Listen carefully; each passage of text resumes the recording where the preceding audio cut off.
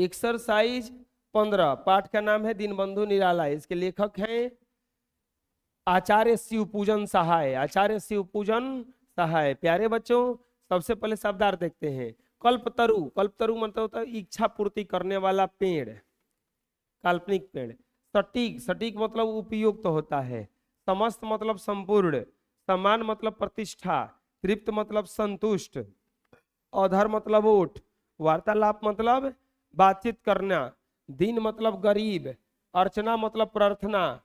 प्रभाव मतलब आप्यायित। बेसाहना मतलब खरीदना, एकत्रित करना।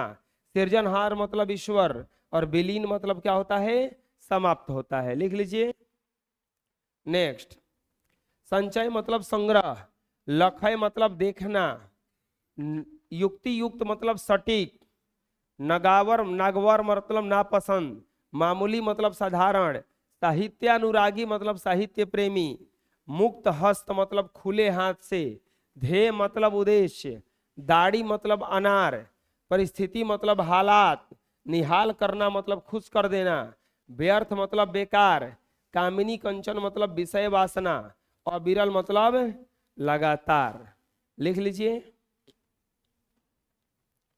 निराला को दीनबंधु क्यों कहा गया है? तो निराला जी सदैव दीन दुखियों की सेवा में तत्पर रहा करते थे। गरीबों के प्रति अपने परिजनों की तरह स्नेह पूर्वक मदद करना उनको प्रकृति से प्रकृति और से प्राप्त था। लंगड़े, लूले, अंधे, अपाहिज लोगों को अन्न वस्त्र देकर संतुष्ट कर देना उनका स्वभाव था। जो व्यक्ति दून दुखियों की पीड़ा को के पास जा करके मदद करता है, वह क्या मानो भगवान दीनबंधु कहलाने का अधिकारी नहीं है? इन्हीं विशिष्ट गुणों के कारण निराला को दीनबंधु कहा गया है। आज के युग में अगर ऐसे लोग मिल जाएं जो इतना गरीबों का मदद करें, उनको भगवान ही कहा जाएगा। लिख लीजिए। नेक्स्ट, निराला संबंधी बातें लोगों को अतिरंजित क्यों जान पड़ती है? तो याचकों के लिए कल्पतरु होना, मित्रों के लिए मुक्त हस्त, दोस्त परस्त होना, मित्रों और अतिथियों के स्वागत सत्कार के लिए अद्वितीय दिखाने वाले, लंगड़े लूलो जिनों को खोज कर मदद करने वाले, निराला संबंधित बातें लोगों को अतिरंजित जान पड़ती है, क्योंकि उपरोक्त गुणों का होना आसान नहीं है।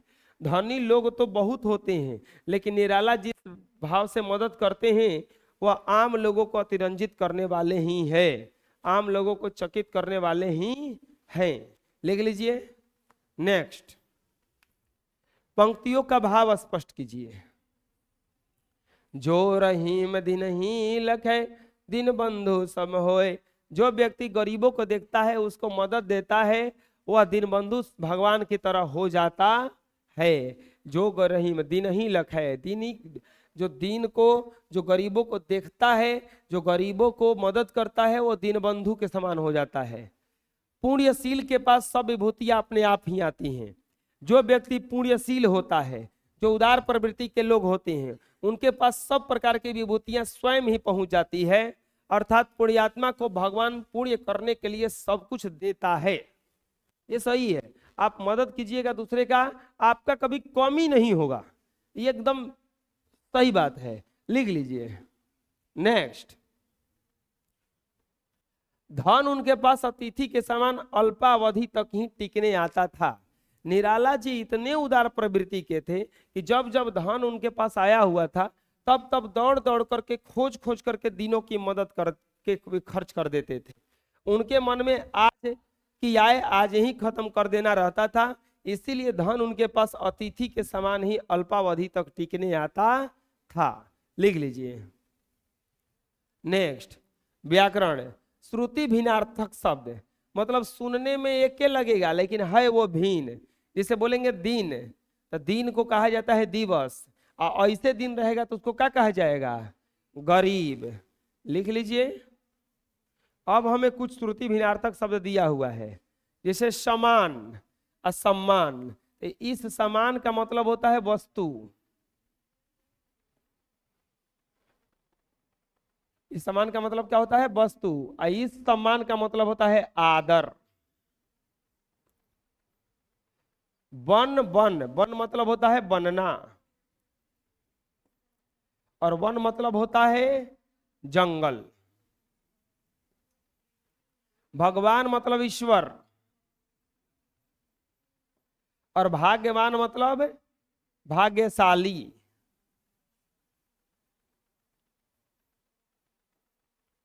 छात्र मतलब पढ़ने वाला ना, पढ़ने वाले। छत्र, छत्र मतलब मुकुट होता है। द्रव्य, द्रव, द्रव्य मतलब होता है धातु, और द्रव मतलब होता है बहने वाला कोई चीज, बहने वाली तरल। अवधि, अवधि ये गलती लिखा हुआ है, अवधि एक ऐसे होगा, कुछ हो ऐसे होगा ना, तो इसका मतलब क्या होता है? समय ना। और उस अवधि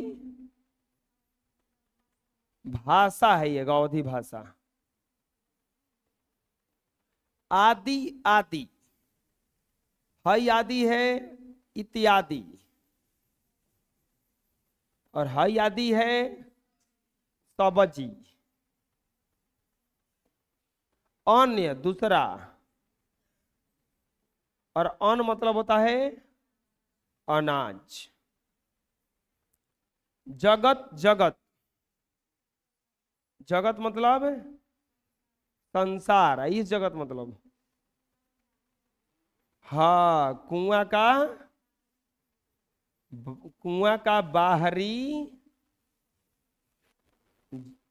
भाग। कर्म, क्रम, क्रमानुसार।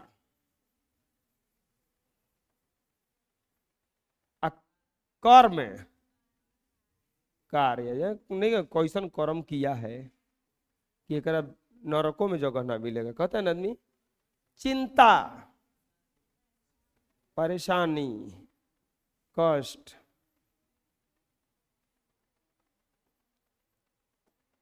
चित्ता, सैया कहा जाता है, शैया। कवल, केवल, इसका मतलब अलाप, अलावा, केवल्य है, केवल, कंबल, कंबल, मूर्ख लड़की, लिख लो। नेक्स्ट, अनेकार्थक शब्द आता है। कुछ शब्दों के प्रयोग ऐसे प्रयोग में आते हैं जिनके अनेक अर्थ होते हैं, जो अलग अलग प्रसंगानुसार भिन्न भिन्न होते हैं। जैसे मेरे नाना जी नाना प्रकार के खिलौने लाए हैं, तो ये हमें नाना नाना हवन, ये हमें नाना भिन्न भिन्न प्रकार के।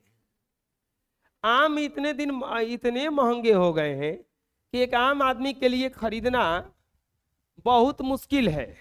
तो एक आम फल है, एक आम मतलब साधारण है। उचित समय पर नगरवासी ने पानी उपलब्ध कराकर नगरवासियों को पानी बचा ली। तो एगो पानी माने जल, एगो पानी माने इज्जत। फल के नियमित सेवन करने से शरीर पर सकारात्मक फल पड़ता है। तो एगो फल मतलब पेड़ का एक अंग, एगो फल मतलब परिणाम। लिख लीजिए। मतलब क्या है कि एक ही शब्द का दो दो अर्थ होता है। अब हमें इसका अर्थ बताना है, मन से बनाना है, दो बार प्रयोग करना है। एगो का मतलब कुछ और निकले, एगो का मतलब कुछ और निकले। पहला से क्या बनेगा? मेरा मन करता है, मेरा मन करता है कि मैं सबका मनमोहक बन जाऊं। अगला बताओ। हर,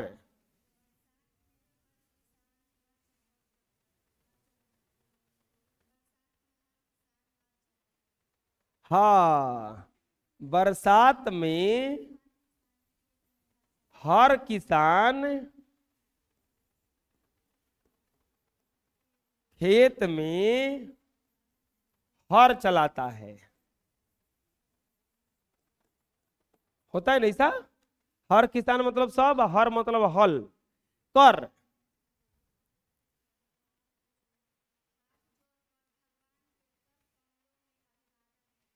हाथ जोड़कर, हाथ जोड़कर भगवान, हाँ, के कर कमलों में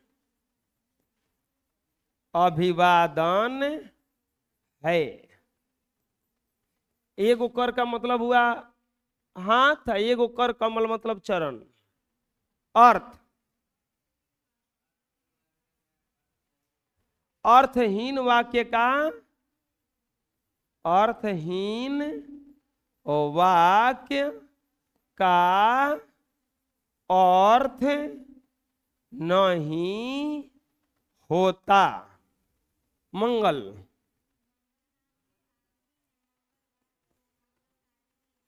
मंगल नाम के लड़की ने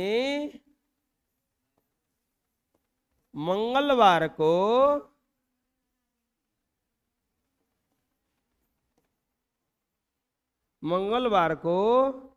मंगल कार्य किया।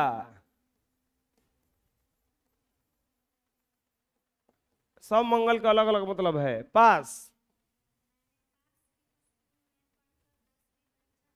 मैंने पास के कॉलेज में पढ़कर, मैंने पढ़कर 12वीं परीक्षा पास की। ई पास का मतलब नजदीक, ऊ पास का मतलब पास होना। काल,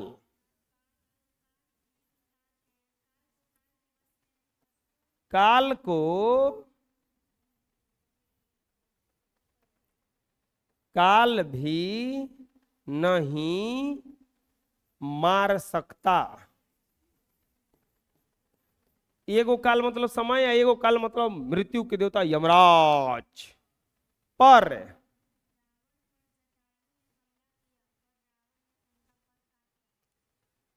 जटायु पर द्वारा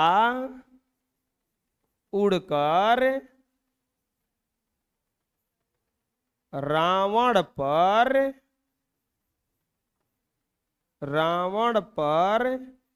हमला करके उसको